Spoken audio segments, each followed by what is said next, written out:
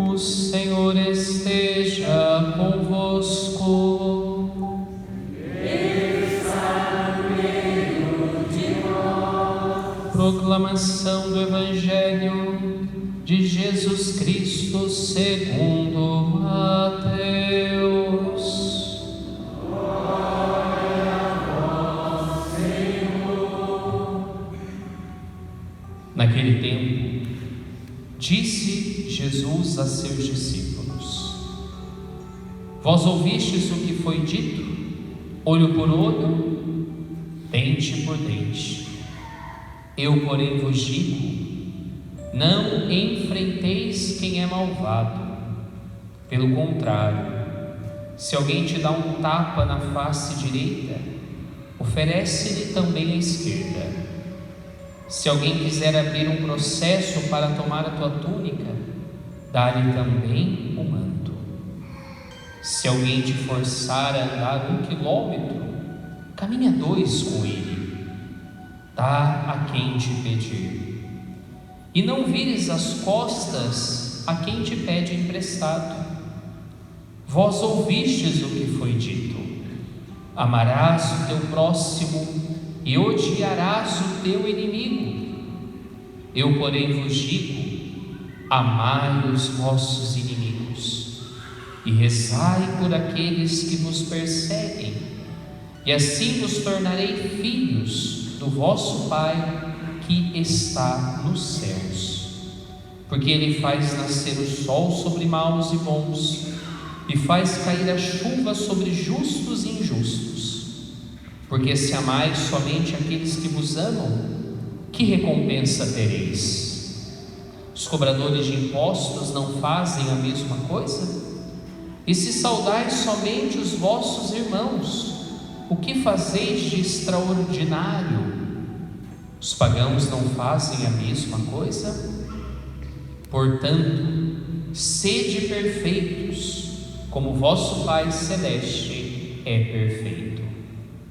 Palavra da salvação. Vamos aplaudir a palavra de Deus.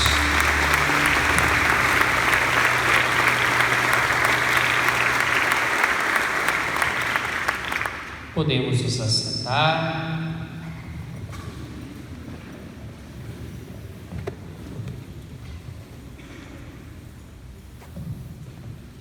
Queridos irmãos e irmãs, é uma grande alegria podermos estar iniciando este nosso rebanhão de carnaval.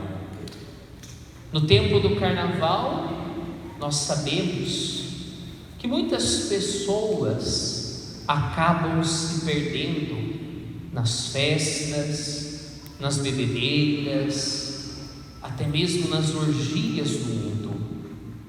Nós, cristãos, católicos, carismáticos, temos a oportunidade, neste tempo de carnaval, de fazer um verdadeiro retiro espiritual, que nós chamamos de rebanhão.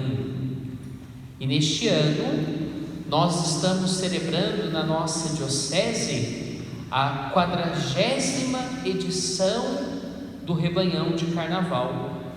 Há 40 anos atrás, nós iniciávamos também na nossa diocese a experiência deste retiro espiritual que nós chamamos de rebanhão. E a cada ano, a renovação carismática, ela nos propõe um tema, uma palavra norteadora para os dias de encontro. E o tema deste ano é justamente aquele que está aqui no meu lado esquerdo, ali naquela faixa: desperta tu que dormes, levanta-te dentre os mortos, e Cristo te iluminará. É esta palavra que vai nortear todas as pregações deste retiro, que vai dar também a direção para as nossas orações, para todos os momentos que nós iremos viver aqui neste encontro. E esta palavra, que é o tema, é também a palavra norteadora para a renovação carismática católica de todo o Brasil neste ano. Já é uma prática da RCC Brasil escolher uma palavra para os seus trabalhos ao longo do ano, e a palavra deste ano é justamente esta: desperta tu que dormes, levanta-te dentre os mortos e Cristo te iluminará. É uma palavra inclusive usada para despertar o homem e a mulher à atividade, à ação, às boas obras e também a uma vida iluminada por Cristo. Vejam, esta palavra não é um convite de Deus, não é uma proposta que Ele nos faz, mas é uma ordem que Ele nos dá, uma ordem para todos aqueles que ainda se encontram na sonolência do pecado. É tempo de despertar e também de se levantar. Gostaria então de meditar os dois verbos principais desta frase. O primeiro verbo é o despertar e o segundo é o iluminar. Estes dois verbos são fundamentais para nós compreendermos o que Deus deseja realizar em nosso meio nestes dias. O verbo sempre significa o quê? Uma ação, um movimento que nós precisamos realizar. Então o primeiro verbo qual é? Despertar. Diga para quem está do seu lado: despertar. Na língua portuguesa, este verbo despertar significa primeiramente deixar de estar dormindo. Tem alguém dormindo aqui? Sim ou não? Não. Deixar de estar dormindo, sair do estado de sono, de dormência, acordar. Também significa sair do estado de inatividade, de prostração, de cansaço e passar a ter mais vigor. É importante ressaltar que este milagre de despertamento espiritual é um milagre operado pelo Senhor. Quem nos desperta é o Senhor. Quem nos desperta é o Senhor. E este milagre, ele tem a ver com duas coisas também: com a oração e com a nossa comunhão com a palavra de Deus. Vejam, meus irmãos, quando nós rezamos, o Senhor nos desperta, amém? Mas também quando nós lemos e meditamos a sua palavra, Ele também nos desperta, Ele também nos acorda. E portanto, este despertamento espiritual não é uma obra simplesmente humana, mas é uma obra do Espírito Santo em nós. E o grande despertamento espiritual que Deus tem concedido ao seu povo em nosso tempo tem um nome: é o batismo no Espírito Santo. O batismo no Espírito que muitos de nós já experimentamos ao longo da nossa vida de fé, ao longo da nossa caminhada espiritual, é este despertamento espiritual que Deus tem concedido ao seu povo em nosso tempo, na nossa geração. O batismo do Espírito, ele não é um oitavo sacramento, também não é um novo sacramento.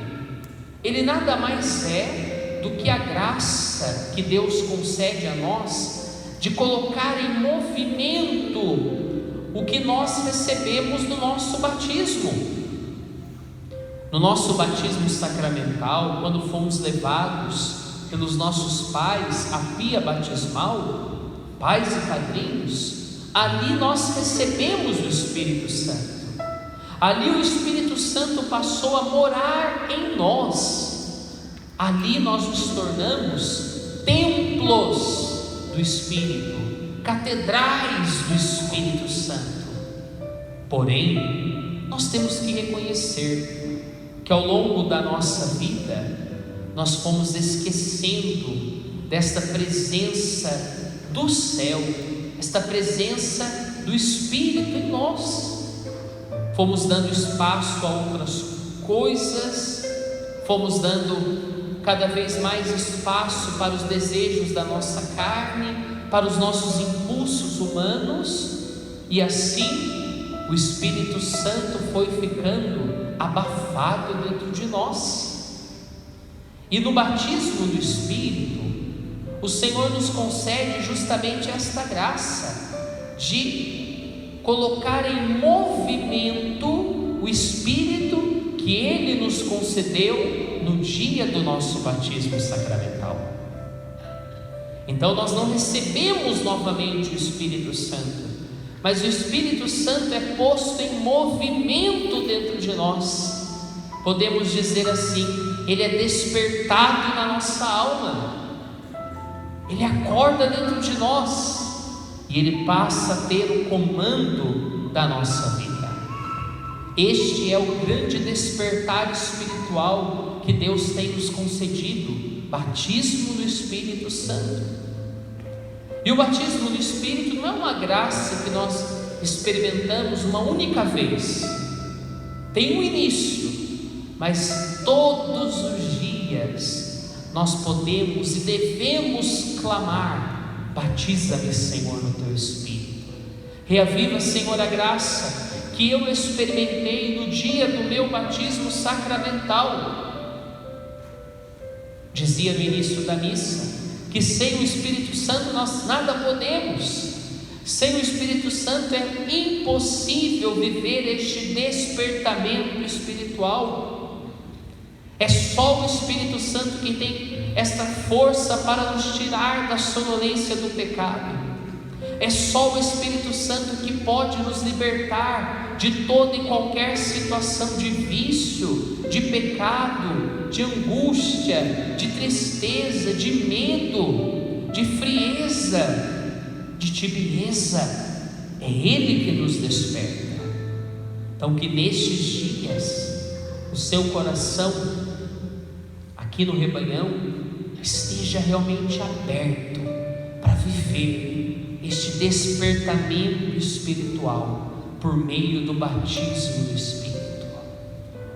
Talvez você diga: Padre, eu já fiz esta experiência, eu já sou de grupo de oração.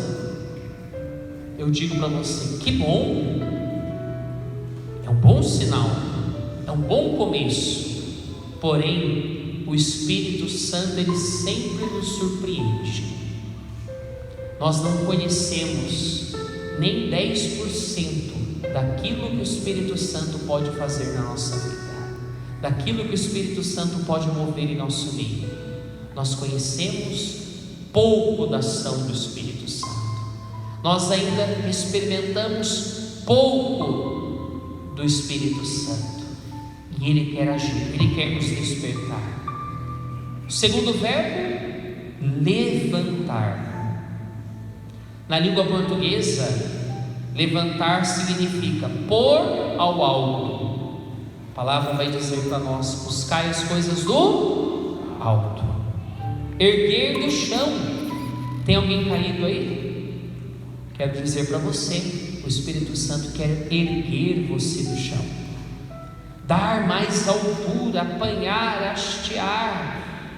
Irmãos, todos nós em algum momento da nossa vida já tomamos um tombo feio, seja um tombo físico mesmo, você está andando na rua e de repente você tropeça, cai no chão, quebra ali o pé, quebra a perna ou machuca, rala tudo. Todos nós já tomamos um tombo assim, pelo menos uma vez.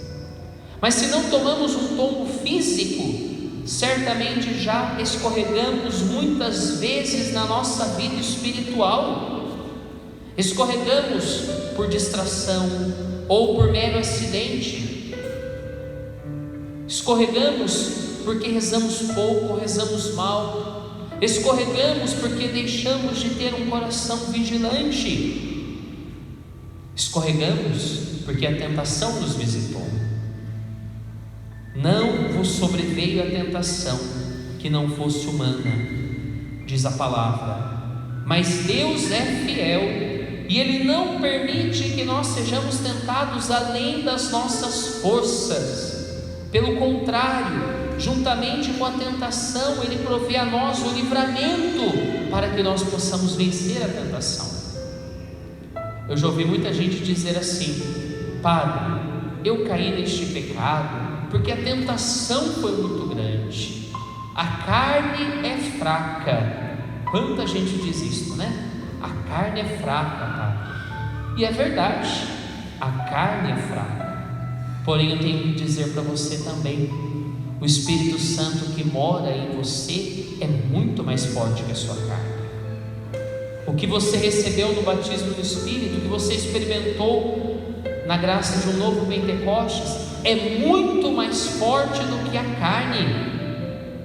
Então nós temos que parar com essa desculpa que nós pecamos porque a carne é fraca, mas temos que assumir em nós o poder e a força do alto, isto é, o Espírito Santo de Deus. Está na palavra, no Salmo 37, o Senhor firma os passos do homem bom e no seu caminho se compraz. Se cair, não ficará prostrado, porque o Senhor o segura pela mão. Irmãos e irmãs, eu já ouvi na boca de muitos santos a frase que eu vou dizer agora: santo não é aquele que nunca cai, mas é aquele que tem a coragem de se levantar sempre, quantas vezes forem necessárias. Se você cair, se levante, não fique no chão. É isso que o diabo quer, que a gente caia e permaneça no chão. Mas se você cair, lembre-se que o Espírito vem em socorro da nossa fraqueza. Se você cair, lembre-se de que você é amado por Deus, de que você foi criado por amor, de que você foi criado não para permanecer no chão, mas você foi criado para permanecer de pé diante do Senhor. Amém? E se você cair, então também eu quero dar outro conselho para você: caia de joelhos e adore o Senhor. Caia de joelhos, porque aquele que fica de joelhos permanece de pé. Este é o segredo. Só fica de pé quem tem a coragem de ficar de joelhos. E o que é ficar de joelhos? É se humilhar diante do Senhor, é buscar a face do Senhor dia e noite e dia.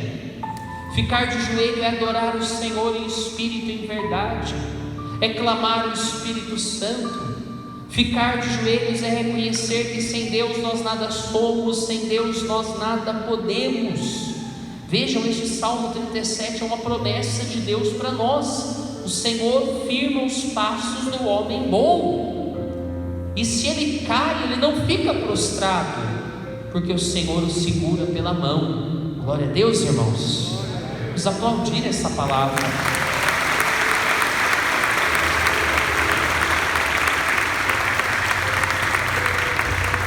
Quantas pessoas que nós conhecemos, que no tempo de pandemia, agora estamos retornando, é o rebanhão pós-pandemia, é o primeiro que a gente faz nesse formato maior, mas quantas pessoas no tempo de pandemia caíram? Caíram e permaneceram caídas. Talvez até você. Talvez você tenha vindo para este evento caído. Alguém trouxe você carregado, espiritualmente falando, mas neste encontro, a partir desta celebração, o Senhor já quer colocar você novamente de pé. Ele já quer colocar você novamente de pé. O livro do Apocalipse, no capítulo 2, versículo 5, Jesus vai dizer que Ele quer levantar a sua igreja e ele diz essas palavras: lembre-se de onde caiu. Em qual situação da vida você caiu? Em qual pecado você caiu? Em qual vício você caiu? Lembre-se, arrependa-se e pratique as obras que praticava no princípio, ou seja, volta ao primeiro amor. Se não se arrepender, virei a você e tirarei o meu candelabro do lugar dele. Irmãos, a palavra aqui está nos chamando então a reconhecer aonde nós caímos. Santo Agostinho, ele vai dizer assim, que as nossas boas obras, elas começam quando nós confessamos as nossas más obras. Quando eu confesso aonde eu caí, aí começam as minhas boas obras, e aí o Senhor começa a me levantar. Reconhecer a queda é o primeiro passo para a nossa cura e libertação, é o ponto de partida para a nossa cura e libertação. Tem muitas pessoas que vêm até nós padres, pregadores, ministros de oração, e dizem: Padre, reze pela minha cura, reze pela minha libertação. E é claro que nós rezamos, porém, se a pessoa não reconhecer aonde ela caiu, a oração não vai surtir efeito. A pessoa pode buscar bênçãos, pode buscar oração deste, daquele, mas depende dela dar o primeiro passo, que é reconhecer, lembrar-se de onde ela caiu. Olhando para os evangelhos, nós vemos que esta ordem, levanta-te, aparece inúmeras vezes. Por exemplo, no evangelho, Jesus está sempre a nos dizer: levanta-te, toma o teu leito e anda. Depois você vê lá Marcos 2,11. Também em Lucas 17,19: levanta-te e vai, tua fé te salvou. Em Lucas 7,14: moço, eu te ordeno, levanta-te. Depois em Lucas 8,54: menina, levanta-te. Em outras palavras, é o Senhor dizendo para nós: hoje é tempo de caminhar, de prosseguir em frente, sem desanimar. Amém? Segura na mão de quem está do seu lado e com autoridade espiritual, com força, com coragem, diga para o seu irmão assim: meu irmão, minha irmã, é tempo de caminhar, de prosseguir em frente, sem desanimar.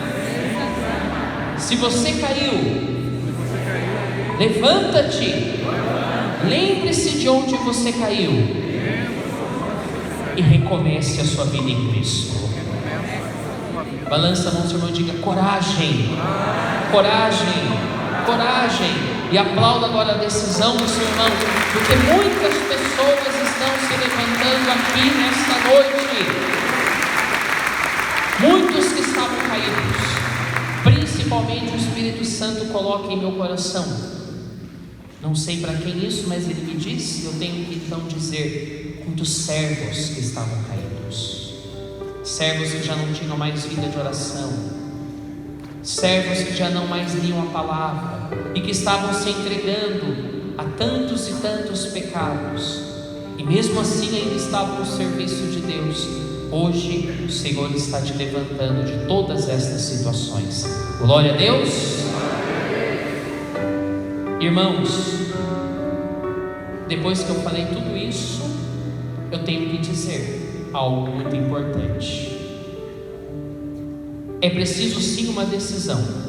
Eu quero me levantar, eu quero despertar, mas não depende de nós apenas. O Espírito Santo, Ele é a força para nos levantarmos. Sem Ele, o nosso lugar é o chão. Com Ele, o nosso lugar é as alturas. alturas. Sem o Espírito Santo, o nosso lugar é o chão. Com Ele, o nosso lugar é as alturas.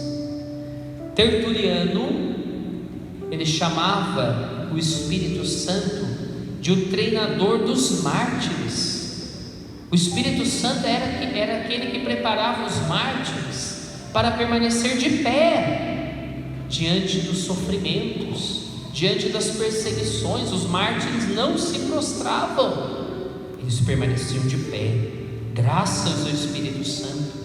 Depois nós temos São Cirilo de Jerusalém, que vem nos dizer assim, que os mártires dão o seu testemunho graças à força do Espírito Santo. O Papa Paulo VI, ele diz que o mundo de hoje, frase dele, ele dá mais atenção àqueles que dão testemunho do que aos mestres. E se escutam os mestres, é porque estes mestres dão testemunho.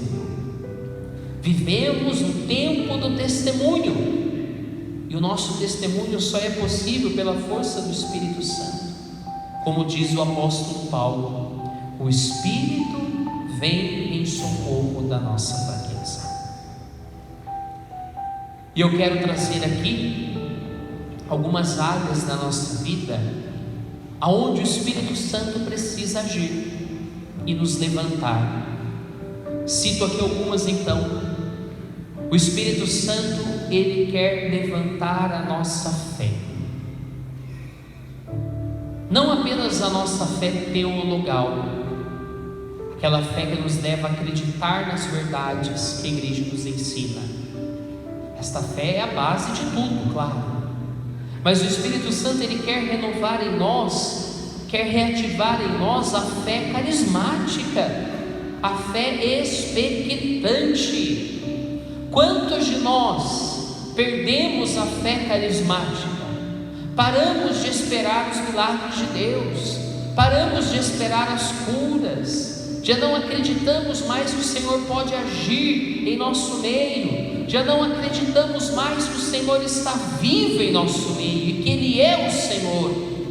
Então a primeira coisa que o Senhor precisa levantar na nossa vida é a nossa fé carismática.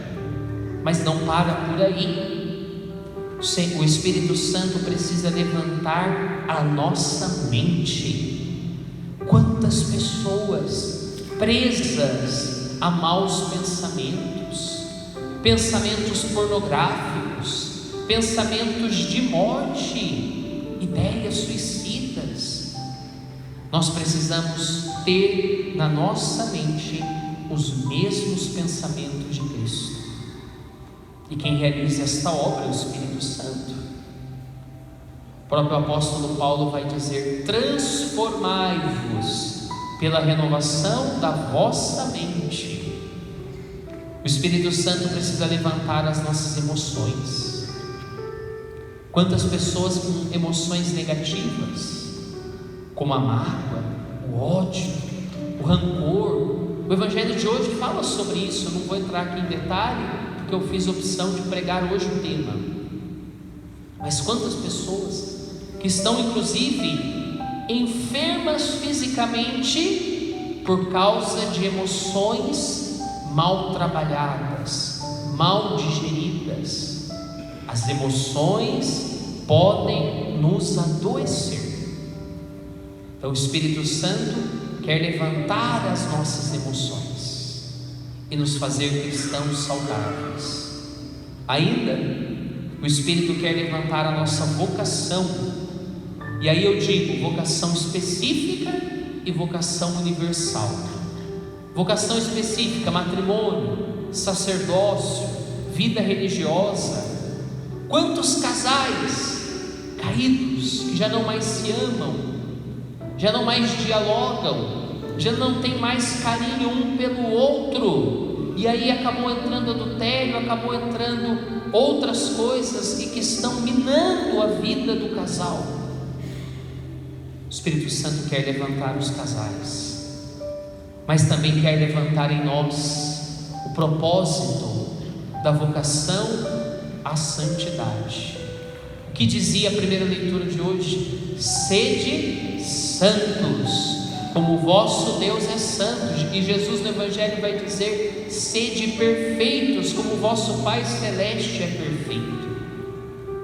E o Espírito Santo quer levantar em nós, precisa levantar em nós a nossa identidade cristã, católica, pentecostal, carismática e, portanto, missionária. Nós só conseguimos dar testemunho daquilo que somos se temos clareza da nossa identidade. Quem nós somos? Somos cristãos, somos católicos, somos pentecostais, carismáticos e, portanto, missionários. Tudo isso que eu estou falando agora é o que o Espírito Santo vai fazer nestes dias de rebanhão aqui na cidade de Moreira César. Amém? Quem toma posse, levanta a mão, diga eu. Diga assim comigo: Espírito Santo, neste momento eu quero pedir a graça de um novo despertamento espiritual, de um novo batismo, um novo Pentecostes na minha vida, para que eu possa me levantar para uma vida nova. Levanta-te neste momento.